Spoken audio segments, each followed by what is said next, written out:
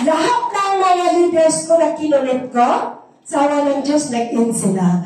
Pero, diba? At saka, sabi nila napakakulit ko, bakit? Mag-thank you kayo, bakit kayo kinukulit? Kasi, meron tayong pag-asa. Diba? Kaya nga sila, nagpasalamat sila sa akin. Buti na lang, naniwala na kami sa'yo, kinulit mo ako. Kasi, may pag-asa pala dito sa Rewi. Diba? Ano ba ang gagawin? May ano, dito pamasahin lang? May pagkain? Ang ear mo napakalamig? Magreklamo pa nga kasi sobrang lamig, diba? Hindi na tayo nagpatay-tay. Uupo lang, makinig, pag na-absent. O diba? O diba? Kung nagustuhan mo, kung gusto mo mabago ang buhay, mag-Rewi ka. O diba? Thank you, Lord. So, alam mo ba, Journey yung Rewi, iniiyakan ko yun. Grabe. Yung lahat, hindi kasi po ako nakaligtas sa mga rejection. Tissue.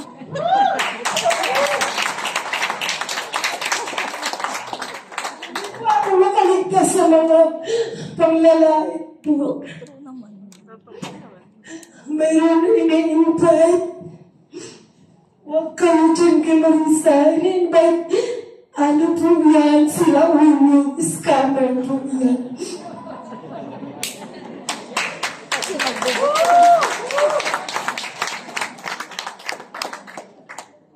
Ilang tao na po ang sinabihan niya. Invite ako ni Marisa. Naku, huwag kang maniwala. Kasi scammer yan. Sila ulo po talaga.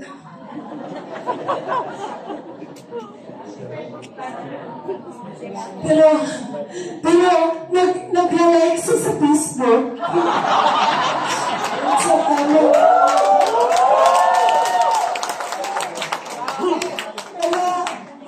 pag dumaan ako sa kanila, kasi nakilala nila ako, is kuskusin talaga.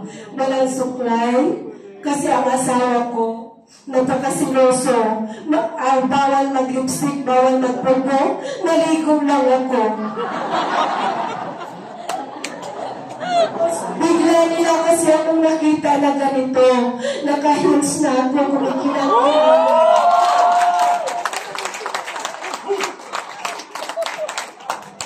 Tapos, nagmamalingki ako, sabi nila, dito niya. Sabi ko, ako ba yun? Nilalamangan ka na talaga. Sabi ko, ha? Hindi ako makapaniwala. Ito po! Kasi ko, malaki talagang pagbabago sa buhay ko. Alam niyo, tita, ano bang chita yan? Kasi, alam po, kahit magsasabi po yan, totoo po yan ang buhay ko. Isa lang akong mahirap. Yes. Galit ang amo ko. Pinagpalit ko si Remo. Sabi sa akin, kasi pinakulan ko talaga. Nag-caretaker ako ng ilang bahay. Galit yung boss ko. Ano ka talaga? Parang, totoo na talaga yun sa'yo. Parang, tinutunan mo na talaga yung trabaho mo kasi nakaganito na ako eh. Dadaanan ko na gano'n.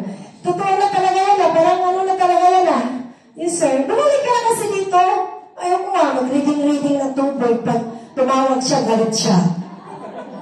Pero honest kasi ako talaga pagdating sa mga, wala akong dinagdag na ano talaga. Pagkatiwalaan niya ako. Yes?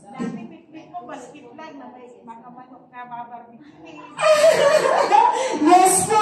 Alam ko na Tita Conchita kaya kilala po niya ako.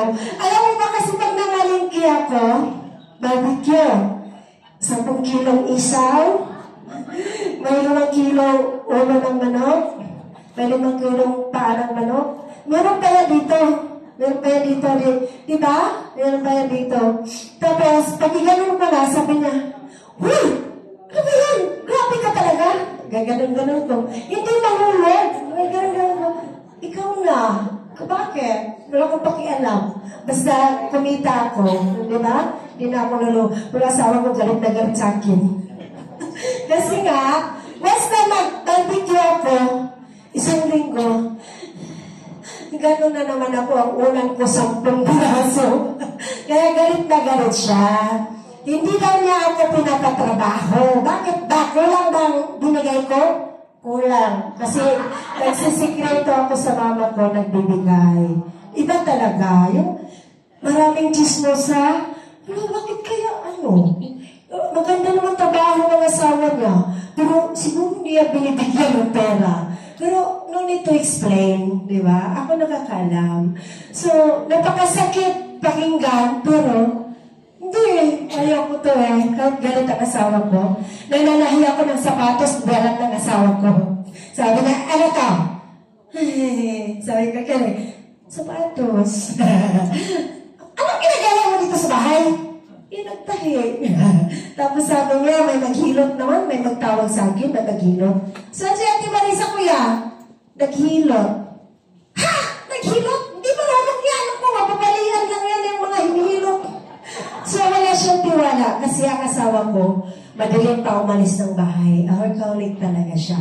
Umalis ng bahay kasi supervisor siya sa isang PMB sa Hinted Paredes, Manila. So, wala siyang kalam-alam. Madaling siyang umalis. Pagbalik gabi, tapos na ako, pagod ako. Sabi niya, what happened?